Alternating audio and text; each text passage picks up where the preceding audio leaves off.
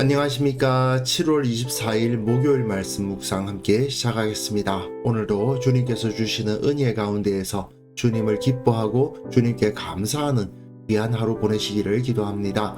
오늘 본문은 창세기 28장 6절에서부터 9절까지고요. 통독하실 말씀은 이사야 31장에서부터 35장까지 말씀입니다.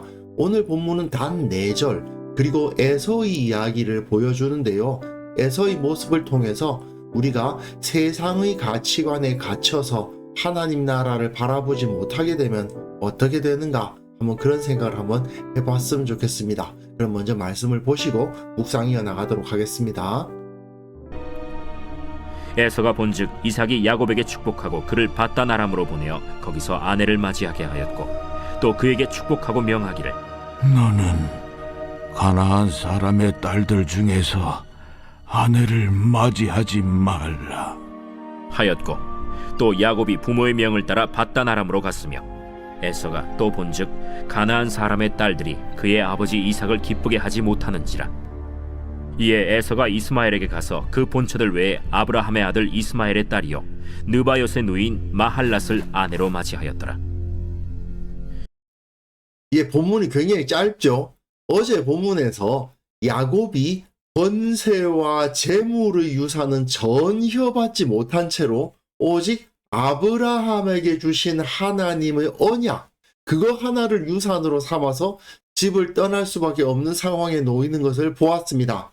하지만 이거는 사실상 가장 중요한 것을 유산으로 얻은 것이죠. 그것만 있으면 다시 일어설 수 있는 핵심 가치가 야곱의 손에 주어진 겁니다. 창세기에서는요, 이처럼 핵심 가치의 문제가 자주 나타납니다.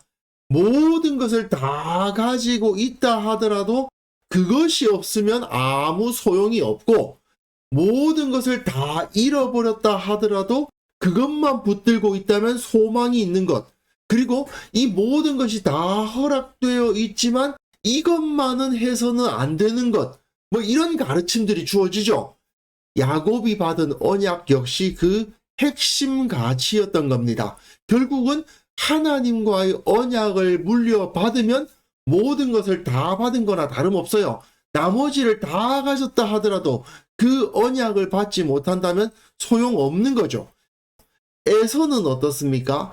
결과적으로 이삭의 모든 재산, 그리고 모든 종들 다 물려받은 겁니다. 그러나 아브라함에게 주어진 언약을 계승할 수는 없었죠. 결국 이 사람은 언약으로부터 멀리 떠나게 되었고, 그로 인해서 지금 당장은 엄청나게 많은 것을 가지고 있는 것처럼 보일 수 있으나 결국은 하나님의 은혜로부터 멀어짐으로 말미암아 그 후손들은 쇠락할 수밖에 없는 운명에 놓여 있는 겁니다. 그런데 이런 상황에서 에서가 어떤 선택을 하는가, 이게 중요한 거죠. 본문을 보시면요, 에서가 본즉 이삭이 야곱에게 축복하고 그를 밧단 아람으로 보내어 거기서 아내를 맞이하게 하였고 또 그에게 축복하고 명하기를, 축복했다는 말이 2번 나오잖아요. 이것은 이삭이 야곱에게 진정한 축복을 주었다는 사실을 나타내 주고 있는 거죠. 물론 에서가 그 의미를 정확하게 알고 있었겠느냐?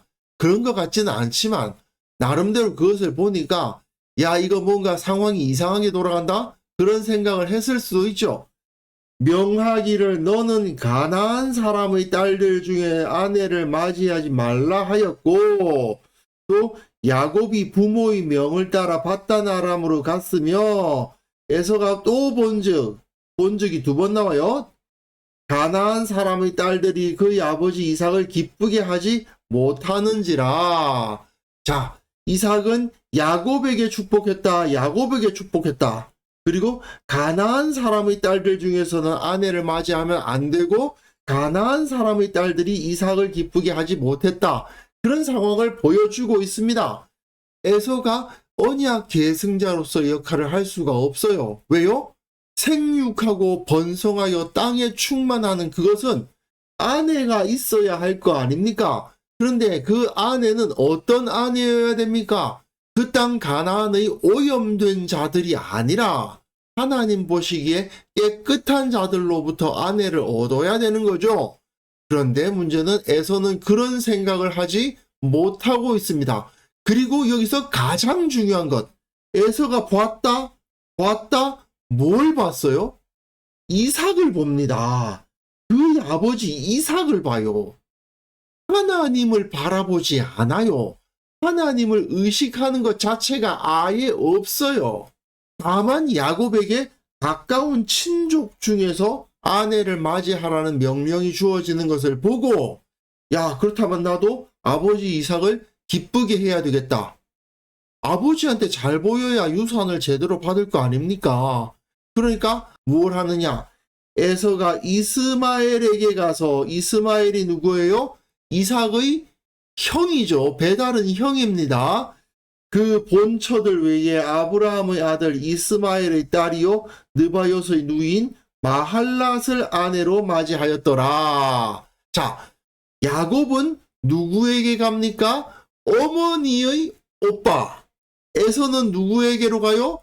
아버지의 형. 그래서 그의 딸인 마할랏을 아내로 맞이하면 야곱이 모계의 친족 중에서 아내를 맞이하는 거나 내가 부계의 친족 중에서 맞이하는 거나 뭐가 다를 것이 있으리, 이렇게 생각하면서 나름대로 이삭의 비위를 맞추고 있는 겁니다.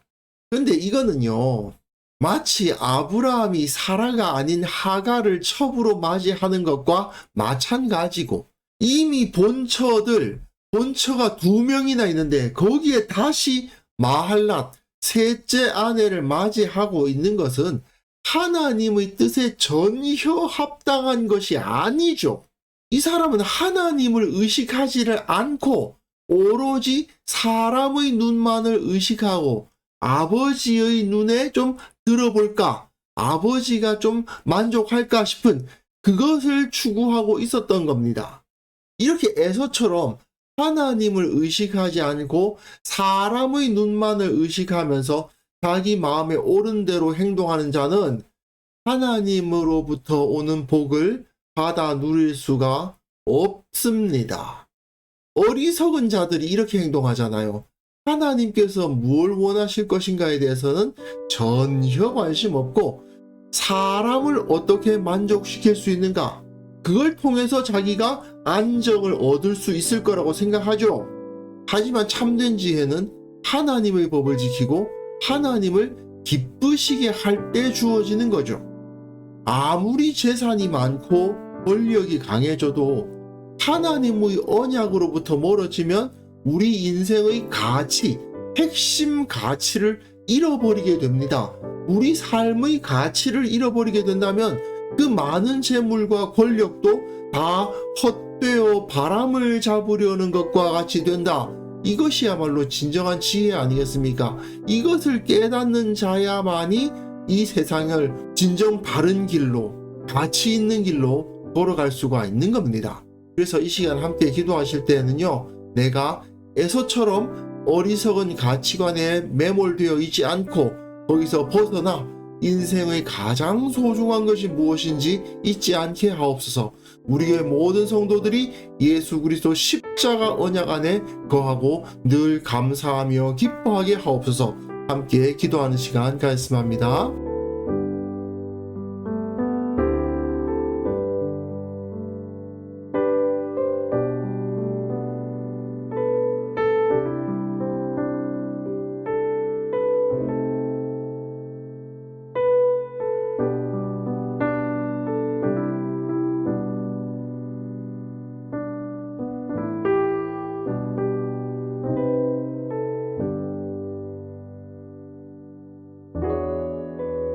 하나님 아버지, 우리가 이 세상의 어리석은 가치관에 붙잡혀 있지 않도록 도와주시고 진정으로 소중한 것이 무엇인지 절대로 잊지 않으며 하나님과의 관계를 내 인생의 가장 소중한 것으로 기억하며 살아가게 하옵소서.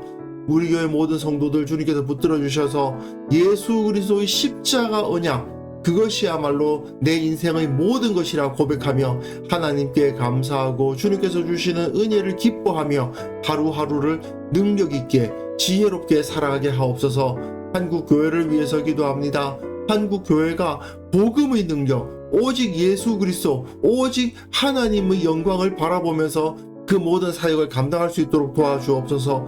인간적인 모습들 다 가려주시고 세상 것들 좋아했던 모습들 다 회개하게 하시고 오직 하나님의 영광만을 바라보며 주님을 높이기 위해서 서 있는 살아있는 공동체가 될 수 있도록 도와주옵소서. 오늘 하루 살아가는 그 모든 삶 가운데에서 하나님께서 이 지혜를 허락하여 주시고 에서처럼 헛된 것 추구하다가 세월을 허송하는 어리석은 자 되지 않도록 지켜보호하여 주시며 우리의 기도에 응답하시고 우리 가운데 임재하여 주옵소서. 감사드렸고 예수님의 이름으로 기도합니다. 아멘.